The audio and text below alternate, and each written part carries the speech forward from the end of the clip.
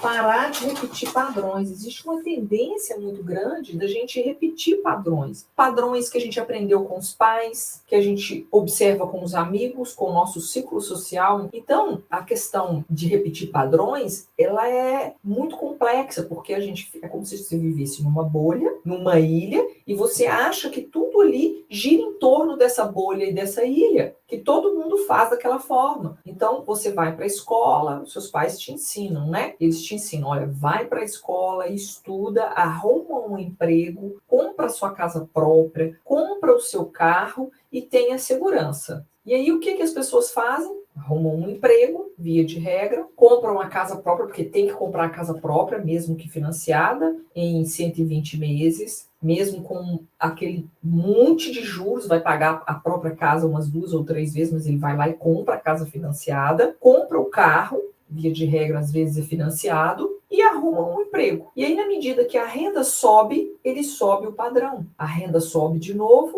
ele sobe o padrão. Sobe o padrão. O que é padrão de vida? Melhora a escola dos filhos, melhora onde ele faz as compras do supermercado, melhora o apartamento, aí troca de apartamento, vai para um apartamento melhor e passa a pagar mais condomínio. Então, fica naquela prisão que a gente chama de corrida dos ratos, ou viver em círculo. Ou seja, você trabalha, paga a conta, o dinheiro acaba, você trabalha mais, paga a conta e fica só ali. E aí sobe o padrão, sobe o custo. Sobe a renda, sobe o custo de vida. E aí, mesmo que você suba a sua renda, via de regra, as pessoas não guardam. Vai subindo o custo fixo. Então, na verdade, ela só mudou de padrão de vida, porque ela continua escrava do mesmo jeito, e às vezes até numa condição pior, porque quem tem uma renda mais baixa se vira mais fácil. E quem é uma classe média que está com a vida toda, os filhos estudam numa escola X, o carro do ano e tudo, para você mexer nesse padrão é muito mais complexo. Os danos vão ser muito maiores, inclusive para os filhos, né? Até eles se acostumarem, etc. e tal. Então, como que funciona o fluxo de caixa, ou seja, as entradas, isso que é fluxo de caixa, o fluxo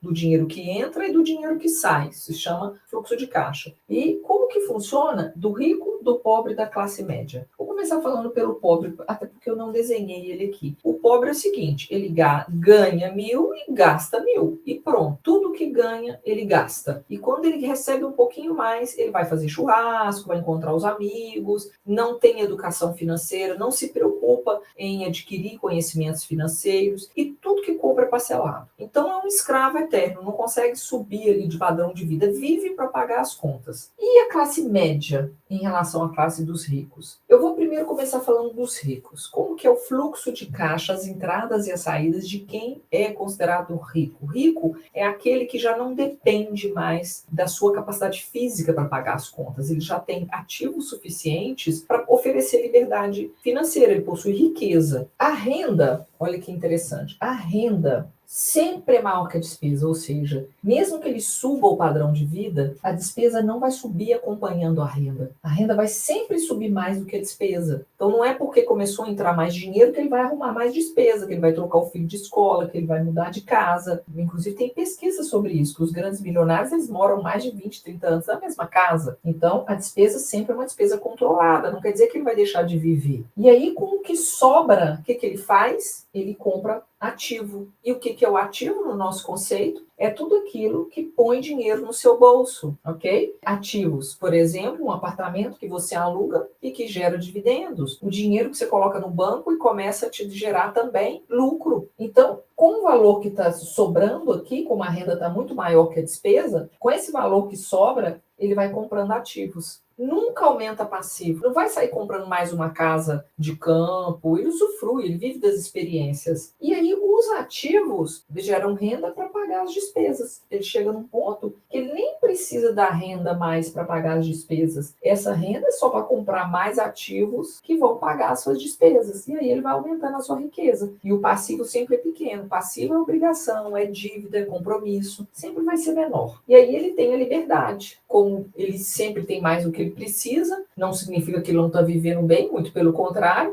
mas ele vive bem respeitando esse fluxo. E a classe média? A classe média é a verdadeira escrava. Por que ela é a verdadeira escrava? Porque ela faz isso que nós falamos, né? A renda aumenta, aumenta a despesa e aumenta o consumo. Então vamos falar de um médico, por exemplo. Ele é um residente, aí depois ele sai da residência, aumenta a renda. Aí ele vai fazendo curso para poder aumentar a renda mais, para poder comprar um apartamento, para aumentar a despesa. E vai aumentando a despesa. E sobra muito pouco aqui. E aí, com o que sobra, ele compra passivo, casa financiada, carro financiado, e viaja, muito consumo, né? A classe média consome muito, né? E aí não sobra para comprar ativo, não sobra para construir o patrimônio que vai dar liberdade, que vai dar segurança, não só agora, mas no futuro, na aposentadoria. Então ele fica com um orçamento muito apertado, tudo que ganha gasta. E quando sobra, sobra pouco, poucas reservas. E com o que sobra, muitas vezes não tem uma boa estratégia para fazer investimentos. De uns anos para cá, de uns 5 anos para cá, houve uma popularização, né, da educação financeira, tem muitas opções para investir, mas a gente ainda vê muita gente assim, equivocada, vai lá e faz uma previdência privada e no primeiro aperto saca a previdência privada, tem lá 27,5% de desconto na fonte e vai usar para outras coisas. Então até as decisões de investimento da classe média, elas são questionáveis. Então tem que aumentar o investimento na educação financeira.